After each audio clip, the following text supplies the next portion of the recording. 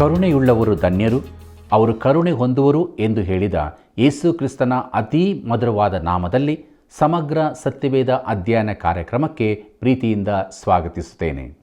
ಕಳೆದ ಕಾರ್ಯಕ್ರಮದಲ್ಲಿ ನಾವು ಇಬ್ರಿಯರಿಗೆ ಬರೆದ ಪತ್ರಿಕೆ 4ನೇ ಅಧ್ಯಾಯದ 13ನೇ ವಚನದಿಂದ 5ನೇ ಅಧ್ಯಾಯದ ಪೀಠಿಕೆಯವರೆಗೆ ಧ್ಯಾನ ಮಾಡಿಕೊಂಡು, ಕ್ರಿಸ್ತನು ಲೇವಿ ಕುಲದ ಯಾಜಕತ್ವಕ್ಕಿಂತಲೂ ಶ್ರೇಷ್ಠನು ಮತ್ತು ನಮ್ಮ ಶ್ರೇಷ್ಠ ಮಹಾಯಾಜಕನಾಗಿರುವ ಕ್ರಿಸ್ತನು ನಮ್ಮ ನಿರ್ಬಲಾವಸ್ಥೆಯನ್ನು ಕುರಿತು ಅನುತಾಪವಿಲ್ಲದವನಲ್ಲ, ಆತನು ಸರ್ವ ವಿಷಯಗಳಲ್ಲಿ ನಮ್ಮ ಹಾಗೆ ಶೋಧನೆಗೆ ಗುರಿಯಾದನು, ಪಾಪ ಮಾತ್ರ ಮಾಡಲಿಲ್ಲ ಎಂಬುದನ್ನು ತಿಳಿದುಕೊಂಡಿರುತ್ತೇವೆ. ಆತನು ಗತಾಕಾಲದಲ್ಲಿ ಪ್ರವಾದಿಯಾಗಿದ್ದನು, ಈಗ ಮಹಾಯಾಜಕನಾಗಿದ್ದಾನೆ ಮತ್ತು ಮುಂದೆ ಅರಸನಾಗಿ ಆಳಲಿಕ್ಕಿದ್ದಾನೆ ಎಂಬುದನ್ನು ತಿಳಿದುಕೊಂಡೆವು. ಇಂದು ನಾವು ಇಬ್ರಿಯರಿಗೆ ಬರೆದ ಪತ್ರಿಕೆಯ 5ನೇ ಅಧ್ಯಾಯದ ಮೊದಲಿನ 7 ವಚನಗಳನ್ನು ಧ್ಯಾನ ಮಾಡಲಿದ್ದೇವೆ. ಪ್ರಿಯರೇ, ಇಂದಿನ ಕಾರ್ಯಕ್ರಮವನ್ನು ಕೂಡ ಪ್ರಾರ್ಥನಾ ಪೂರ್ವಕವಾಗಿಯೂ ದೇವರ ಆತ್ಮನ ಸಹಾಯದಿಂದಲೂ ಬಹಳ ಗಮನವಿಟ್ಟು ವೀಕ್ಷಿಸಬೇಕಾಗಿ ನಿಮ್ಮನ್ನು ಪ್ರೀತಿಯಿಂದ ಕೇಳಿಕೊಳ್ಳುತ್ತೇನೆ. ಬನ್ನಿರಿ, ಇಂದಿನ ಧ್ಯಾನಕ್ಕೆ ನಾವು ಹೋಗೋಣ. ಕರ್ತನಲ್ಲಿ ಪ್ರಿಯ ಸಹೋದರ ಸಹೋದರಿಯರೇ, ಯೇಸು ಕ್ರಿಸ್ತನ ಅತಿ ಪರಿಶುದ್ಧವಾದ ನಾಮದಲ್ಲಿ ನಿಮ್ಮೆಲ್ಲರನ್ನು ವಂದಿಸುತ್ತಾ ಇಂದಿನ ವಾಕ್ಯ ಧ್ಯಾನಕ್ಕೆ ಬಹು ಪ್ರೀತಿಯಿಂದ ಸ್ವಾಗತಿಸುತ್ತೇನೆ. ಇಂದು ನಾವು ಇಬ್ರಿಯರಿಗೆ ಬರೆದ ಪತ್ರಿಕೆ 5ನೇ ಅಧ್ಯಾಯದ ಪ್ರಾರಂಭದ 7 ವಚನಗಳನ್ನು ಧ್ಯಾನ ಮಾಡಿಕೊಳ್ಳೋಣ. ನಮ್ಮ ಇಂದಿನ ಧ್ಯಾನದ ಪ್ರತಿಯೊಂದು ಹಂತದಲ್ಲಿಯೂ ದೇವರು ಅನುಗ್ರಹಿಸುವ ಆತನ ದಿವ್ಯವಾದ ಜ್ಞಾನವನ್ನು ಆಶ್ರಯಿಸಿಕೊಂಡು ಇಂದಿನ ವಾಕ್ಯ ಭಾಗವನ್ನು ಧ್ಯಾನಿಸೋಣ. ಈಗ ದಯಮಾಡಿ ನನ್ನೊಂದಿಗೆ ನಿಮ್ಮ ಸತ್ಯವೇದದಲ್ಲಿ ಇಬ್ರಿಯರಿಗೆ ಬರೆದ ಪತ್ರಿಕೆ 5ನೇ ಅಧ್ಯಾಯ 1ನೇ ವಚನವನ್ನು ಗಮನಿಸಿರಿ. ಅಲ್ಲಿ ನಾವು ಹೀಗೆ ನೋಡುತ್ತೇವೆ: ಪ್ರತಿಯೊಬ್ಬ ಮಹಾಯಾಜಕನು ಮನುಷ್ಯರೊಳಗಿಂದ ಆರಿಸಲ್ಪಟ್ಟವನಾಗಿದ್ದು, ಮನುಷ್ಯರಿಗೋಸ್ಕರ ದೇವರ ಕಾರ್ಯಗಳನ್ನು ಜರುಗಿಸುವುದಕ್ಕಾಗಿ ನೇಮಿಸಲ್ಪಡುತ್ತಾನಲ್ಲ, ಅವನು ಅವರಿಗೋಸ್ಕರ ಕಾಣಿಕೆಗಳನ್ನು, ಪಾಪ ನಿವಾರಣಕ್ಕಾಗಿ ಯಜ್ಞಗಳನ್ನು ಸಮರ್ಪಿಸಬೇಕು ಎಂಬುದಾಗಿ. ಕರ್ತನಲ್ಲಿ ಪ್ರಿಯರೇ, ಈ ವಾಕ್ಯ ಭಾಗದಲ್ಲಿ ನಾವು ಮಹಾಯಾಜಕನ ಗುಣಲಕ್ಷಣ ನಿರೂಪಣೆಯನ್ನು ನೋಡುತ್ತೇವೆ. ಅವನು ಮನುಷ್ಯರ ಮಧ್ಯದಿಂದ ಆರಿಸಿಕೊಳ್ಳಲ್ಪಟ್ಟವನಾಗಿರಬೇಕು, ಅಂದರೆ ಅವನು ಮನುಷ್ಯನಾಗಿರಬೇಕು.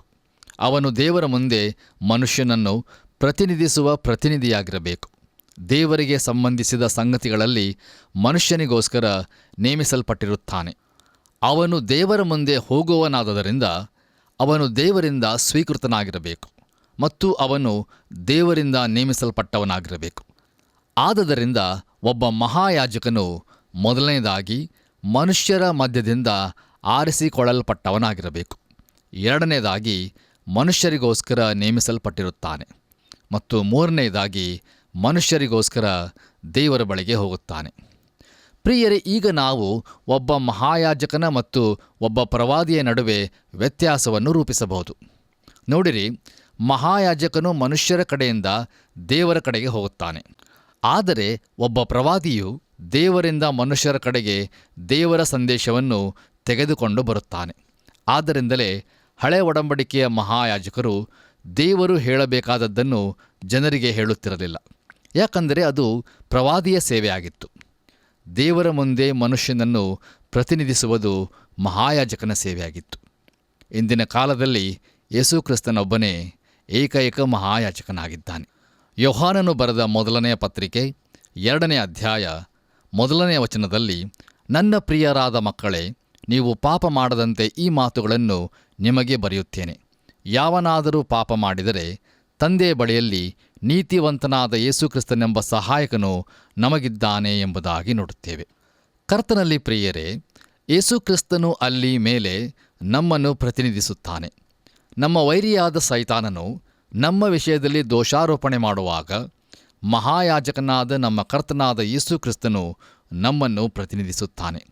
ನೋಡಿರಿ ಪ್ರಿಯರೇ, ನಮ್ಮ ಶ್ರೇಷ್ಠ ಮಹಾಯಾಜಕನು ನಮ್ಮನ್ನು ತಂದೆಯ ಮುಂದೆ ಪ್ರತಿನಿಧಿಸಲು ನಮಗಿರುವುದರಿಂದ ನಾವು ಸಂತೋಷಿಸೋಣ. ಮುಂದೆ ಈ ವಾಕ್ಯ ಭಾಗದಲ್ಲಿ ಕಾಣಿಕೆಗಳನ್ನು, ಪಾಪ ನಿವಾರಣಕ್ಕಾಗಿ ಯಜ್ಞಗಳನ್ನು ಸಮರ್ಪಿಸಬೇಕು ಎಂಬುದಾಗಿ ನೋಡುತ್ತೇವೆ. ಪ್ರಿಯರೇ, ಮಹಾಯಾಜಕನು ಕಾಣಿಕೆಗಳನ್ನು, ಯಜ್ಞಗಳನ್ನು ಅರ್ಪಿಸಬಹುದು, ಅಂದರೆ ಆತನಿಗೆ ಅರ್ಪಿಸಲು ಏನೋ ಒಂದಿತ್ತು ಎಂಬುದನ್ನು ಗ್ರಂಥಕರ್ತನು ಧಾರಾಳವಾಗಿ ಸ್ಪಷ್ಟಪಡಿಸುತ್ತಾನೆ. ಆತನು ತನ್ನನ್ನೇ ಅರ್ಪಿಸಿದನು. ನೋಡಿರಿ, ನಮ್ಮನ್ನು ವಿಮೋಚಿಸಿದ ಯೇಸುಕ್ರಿಸ್ತನ ಅಮೂಲ್ಯವಾದ ರಕ್ತಕ್ಕೆ ಹೋಲಿಸಿದರೆ ಚಿನ್ನ ಬೆಳ್ಳಿಗಳು ಕೇವಲ ಸೀಸ ಹಾಗೂ ಧೂಳಿನಂತೆ ಇರುತ್ತವೆ. ನಂತರ ಇಲ್ಲಿ ನಾವು ಪಾಪ ನಿವಾರಣಕ್ಕಾಗಿ ಯಜ್ಞಗಳನ್ನು ಎಂಬುದಾಗಿ ನೋಡುವಾಗ ಅದು ಬಹುವಚನವಾಗಿರುತ್ತದೆ. ಅದು ಒಬ್ಬ ವಿಶ್ವಾಸಿಯ ಜೀವಿತವನ್ನು ಕುರಿತು ಹೇಳುತ್ತದೆ. ಆದರೆ ನಮಗೋಸ್ಕರ ವಿಜ್ಞಾಪನೆ ಮಾಡಲು ಒಬ್ಬ ಪ್ರತಿನಿಧಿ ನಮಗಿದ್ದಾನೆ. ದೇವರಿಗೆ ಸ್ತೋತ್ರವಾಗಲಿ. ನಮ್ಮ ಧ್ಯಾನವನ್ನು ಮುಂದುವರಿಸಿ ಇಬ್ರಿಯರಿಗೆ ಬರೆದ ಪತ್ರಿಕೆ 5ನೇ ಅಧ್ಯಾಯ 2ನೇ ವಚನವನ್ನು ಓದುವಾಗ, ತಾನೂ ಬಲಹೀನನಾಗಿರುವುದರಿಂದ ಅವನು ಜ್ಞಾನವಿಲ್ಲದವರನ್ನು, ಮಾರ್ಗ ತಪ್ಪಿ ನಡೆಯುವವರನ್ನು ತಾಳ್ಮೆಯಿಂದ ಸಹಿಸಿಕೊಳ್ಳುವುದಕ್ಕೆ ಶಕ್ತನಾಗಿರುವನು ಎಂಬುದಾಗಿ ನೋಡುತ್ತೇವೆ. ಕರ್ತನಲ್ಲಿ ಪ್ರಿಯ ದೇವಜನರೇ, ಈ ವಾಕ್ಯ ಭಾಗದಲ್ಲಿ ತಾನೂ ಬಲಹೀನನಾಗಿರುವುದರಿಂದ ಎಂಬುದಾಗಿ ನೋಡುತ್ತೇವೆ. ನೋಡಿರಿ, ಆರೋನನು ಬಲಹೀನನಾಗಿದ್ದನು, ಆದರೆ ಯೇಸುಕ್ರಿಸ್ತನು ನಮ್ಮ ಬಲಹೀನತೆಯ ಅನಿಸಿಕೆಯನ್ನು ತಾನು ತೆಗೆದುಕೊಂಡನು. ನಮ್ಮ ಅನಿಸಿಕೆಗಳ ಕುರಿತು ಆತನು ತಿಳಿದವನಾಗಿದ್ದಾನೆ. ಆತನು ಪರಿಪೂರ್ಣನಾದ ಮಧ್ಯಸ್ಥಿಕೆಯನ್ನು ವಹಿಸುವವನಾಗಿದ್ದಾನೆ. ನಾವು ಬಿದ್ದಾಗ ಆತನು ನಮ್ಮೊಂದಿಗೆ ಕೊಳಕಿನಲ್ಲಿ ಇಳಿಯುವುದಿಲ್ಲ. ಅದರ ಬದಲಾಗಿ ಆತನು ನಮ್ಮನ್ನು ಆ ಕೊಳಕಾದ ಸ್ಥಳದಿಂದ ಮೇಲಕ್ಕೆ ಎತ್ತುತ್ತಾನೆ. ದೇವರ ನಾಮಕ್ಕೆ ಸ್ತೋತ್ರವಾಗಲಿ.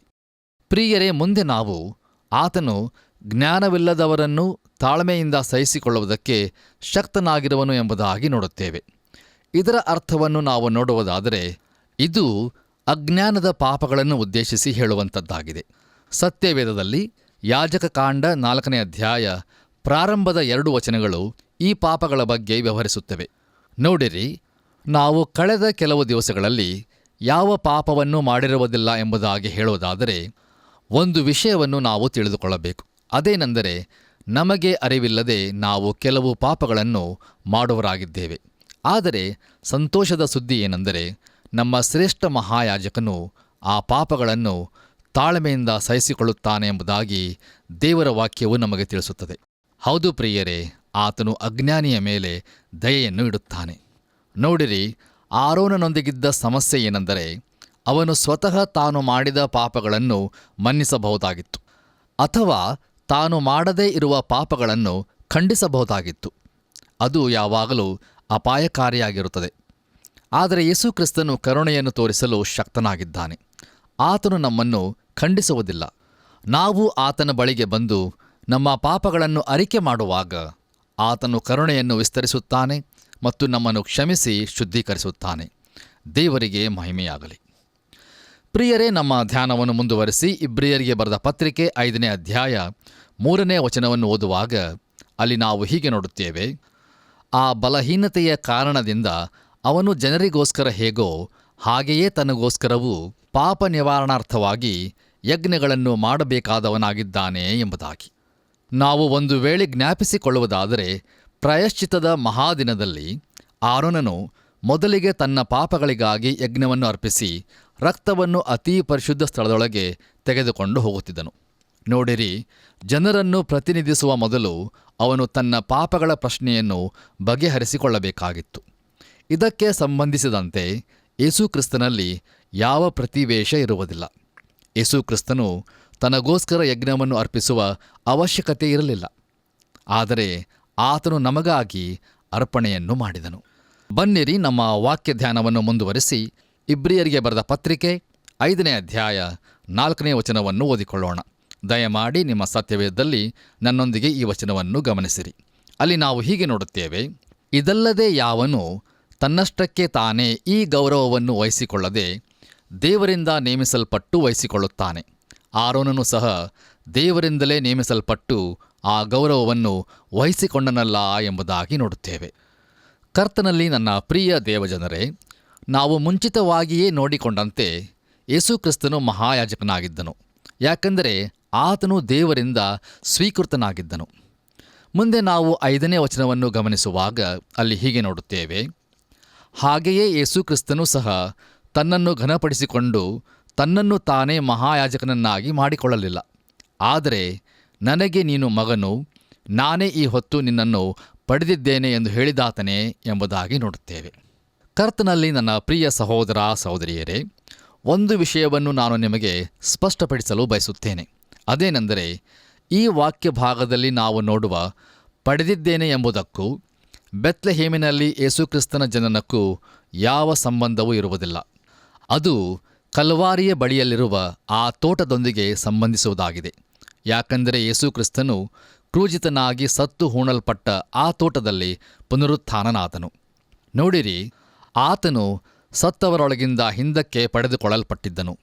ಆತನ ಯಾಜಕತ್ವವು ಆತನು ಪರಲೋಕಕ್ಕೆ ಹಿಂದಿರುಗಿ ಹೋದ ಮೇಲೆ ಆರಂಭವಾಯಿತು ಮತ್ತು ಅದು ಆತನ ಪುನರುತ್ಥಾನದ ಬಗ್ಗೆ ಮಾತಾಡುತ್ತದೆ. ನಮ್ಮ ಧ್ಯಾನವನ್ನು ಮುಂದುವರೆಸಿ ಇಬ್ರಿಯರಿಗೆ ಬರೆದ ಪತ್ರಿಕೆ 5ನೇ ಅಧ್ಯಾಯ 6ನೇ ವಚನವನ್ನು ಓದಿಕೊಳ್ಳೋಣ.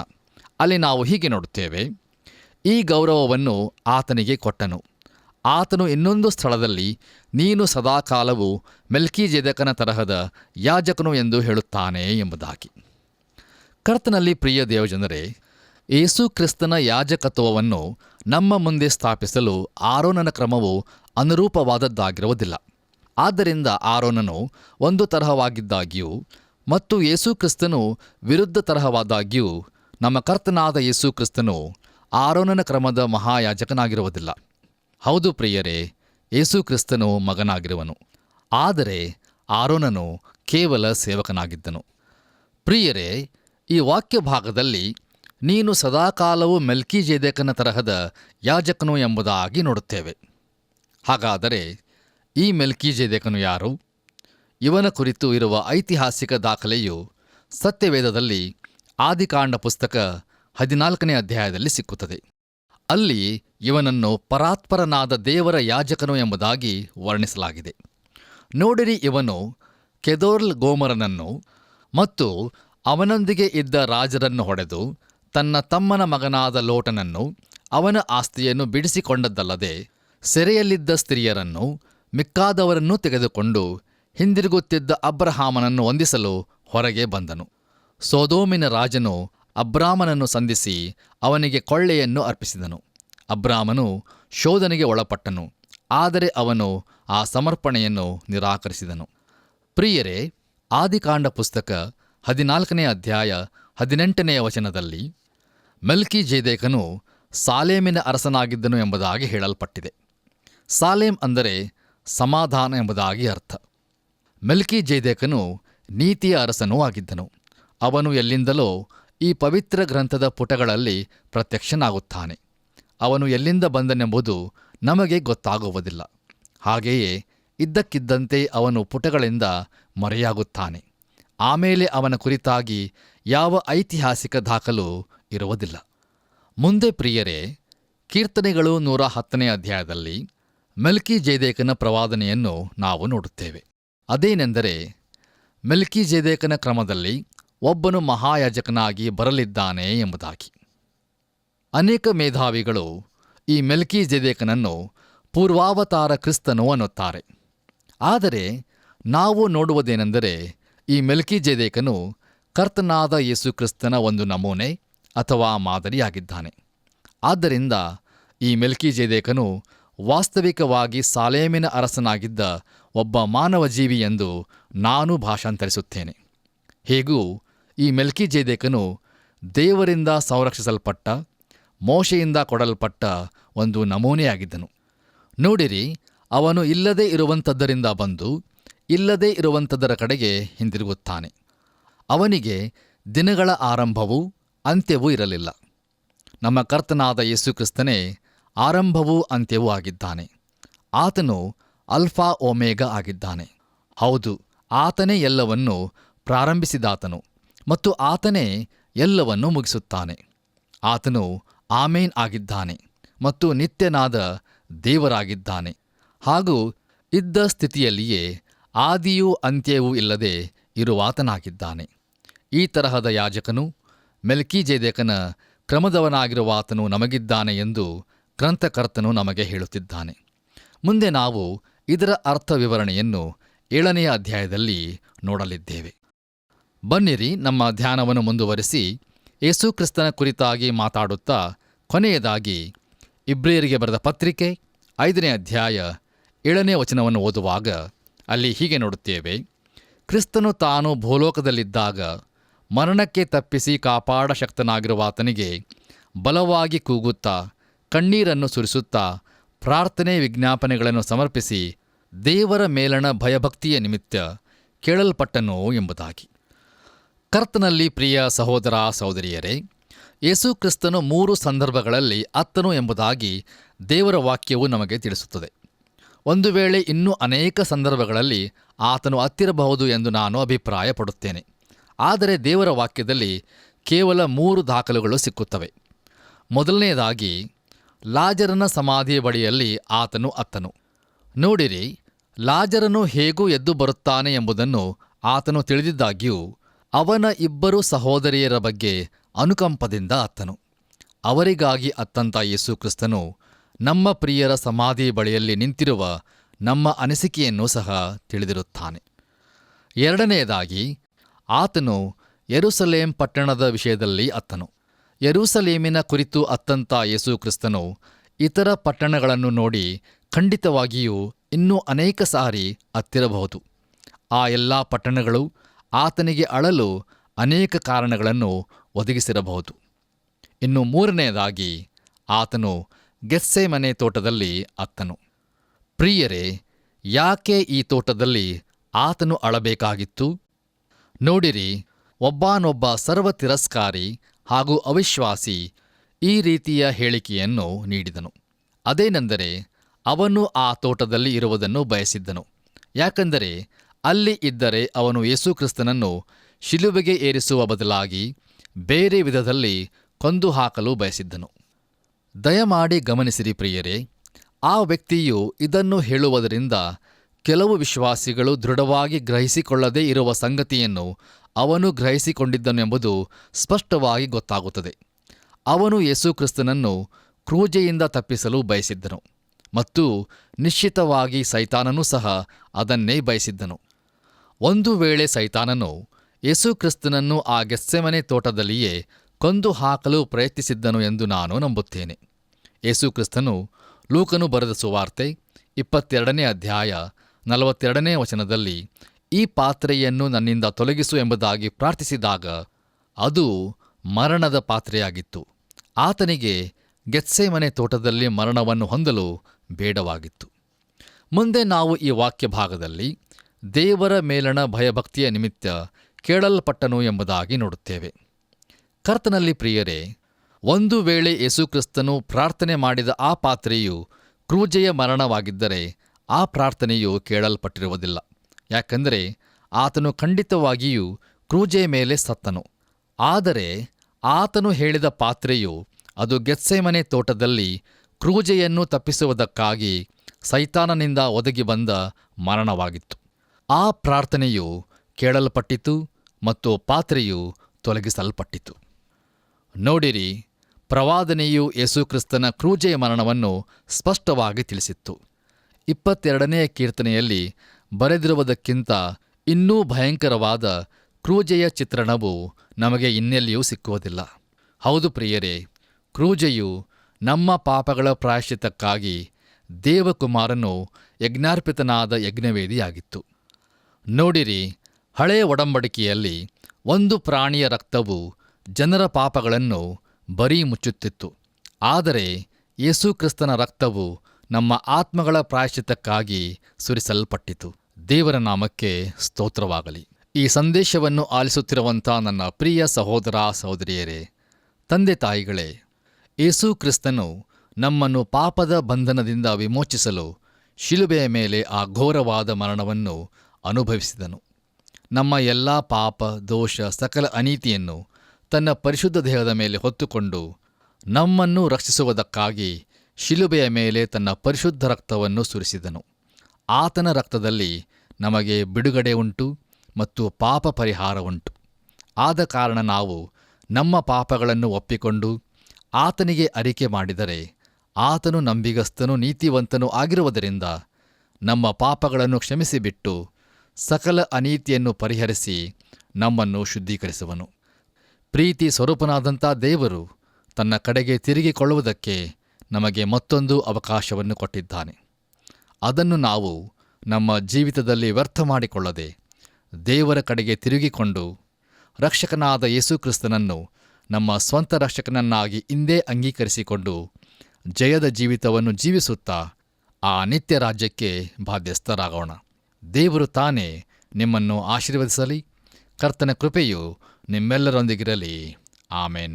ಪ್ರಿಯರೇ, ಇಲ್ಲಿಯವರೆಗೆ ನಾವು ಇಬ್ರಿಯರಿಗೆ ಬರೆದ ಪತ್ರಿಕೆಯ 5ನೇ ಅಧ್ಯಾಯದ ಮೊದಲಿನ 7 ವಚನಗಳ ಧ್ಯಾನವನ್ನು ವೀಕ್ಷಿಸಿದ್ದೇವೆ. ಇಂದಿನ ಕಾರ್ಯಕ್ರಮದಲ್ಲಿ ಮಹಾಯಾಜಕನ ಗುಣಲಕ್ಷಣಗಳ ನಿರೂಪಣೆಯ ಕುರಿತು ನಾವು ತಿಳಿದುಕೊಳ್ಳುವಂತೆ ದೇವರಾತ್ಮನು ನಮಗೆ ಸಹಾಯ ಮಾಡಿದನು. ಕಾರ್ಯಕ್ರಮದ ಕೊನೆಯಲ್ಲಿ ನಮ್ಮ ಕರ್ತನಾದ ಯೇಸು ಕ್ರಿಸ್ತನು 3 ಸಂದರ್ಭಗಳಲ್ಲಿ ಅತ್ತನು ಎಂಬುದನ್ನು ತಿಳಿದುಕೊಂಡೆವು. ಯೇಸು ಕ್ರಿಸ್ತನು ಕಣ್ಣೀರಿನಿಂದ ಮಾಡಿದ ಪ್ರಾರ್ಥನೆಗಳು ದೇವರ ಮೇಲಣ ಆತನಿಗಿದ್ದ ಭಯಭಕ್ತಿಯ ನಿಮಿತ್ತ ಕೇಳಲ್ಪಟ್ಟವು ಎಂಬುದಾಗಿಯೂ ನಾವು ತಿಳಿದುಕೊಂಡಿದ್ದೇವೆ. ದೇವರಿಗೆ ಸ್ತೋತ್ರವಾಗಲಿ. ಪ್ರಿಯರೇ, ಮುಂದಿನ ಕಾರ್ಯಕ್ರಮಗಳಲ್ಲಿ ಇನ್ನೂ ಅನೇಕ ಸತ್ಯಾರ್ಥಗಳನ್ನು ನಾವು ತಿಳಿದುಕೊಳ್ಳಲಿದ್ದೇವೆ. ಆದ್ದರಿಂದ ಇವುಗಳನ್ನು ಪ್ರಾರ್ಥನಾಪೂರ್ವಕವಾಗಿ ವೀಕ್ಷಿಸಬೇಕೆಂದು ನಿಮ್ಮನ್ನು ಪ್ರೀತಿಯಿಂದ ಕೇಳಿಕೊಳ್ಳುತ್ತೇನೆ. ಮತ್ತು ಸೇವಾ ಭಾರವುಳ್ಳವರಾದ ತಾವೆಲ್ಲರೂ ಕೊಡುವ ಒಂದೊಂದು ಮಿಸ್ ಕಾಲ್ ಕೂಡ ಅನೇಕರ ಜೀವಿತಗಳನ್ನು ಬದಲಾಯಿಸಲು ಸಹಾಯವಾಗುತ್ತದೆ. ಆದುದರಿಂದಲೇ ಈಗಲೇ ಕರೆ ಮಾಡಿರಿ. ಬನ್ನಿರಿ, ಪ್ರಾರ್ಥನೆ ಮಾಡೋಣ. ಸರ್ವಶಕ್ತನಾದ ದೇವರೇ, ನಿನ್ನ ಕೃಪಾ ಆಶೀರ್ವಾದಗಳಿಗಾಗಿ ನಿನಗೆ ಸ್ತೋತ್ರ ಹೇಳುತ್ತೇವೆ. ನಮ್ಮ ಜೀವಿತವನ್ನು ನೀನು ಬಲ್ಲಿ ಸ್ವಾಮಿ. ನಮ್ಮ ಅಂತರಾತ್ಮದ ಸ್ಥಿತಿಗತಿ ನಿನಗೆ ಗೊತ್ತದೆ. ಇದ್ದಂಥ ಸ್ಥಿತಿಯಲ್ಲಿ ನಿನ್ನ ಬಳಿಗೆ ಬಂದಿದ್ದೇವೆ. ನಿನ್ನ ವಾಕ್ಯದ ಮೂಲಕವಾಗಿ ನಮ್ಮನ್ನು ಶುದ್ಧೀಕರಿಸು. ನಿನ್ನ ರಕ್ಷಣೆಯ ಸಂತೋಷವನ್ನು ನಾವು ಹೊಂದಿದವರಾಗಿ ಆ ರಕ್ಷಣೆಯ ಜೀವಿತದಲ್ಲೇ ಮುನ್ನಡೆಯೋದಕ್ಕೆ ಸಹಾಯ ಮಾಡು. ಯಾರ್ಯಾರು ಸ್ವಾಮಿ ಯಥಾರ್ಥವಾಗಿ ಪ್ರಾರ್ಥನೆ ಮಾಡುತ್ತಿದ್ದಾರೋ ಅಂಥ ಒಂದೊಂದು ಆತ್ಮಗಳನ್ನು ಕರುಣಿಸಿ ಆ ಜೀವಿತಗಳಿಗೆ ನಿನ್ನ ಕೃಪೆಯನ್ನು ಅನುಗ್ರಹಿಸಿಕೊಡು.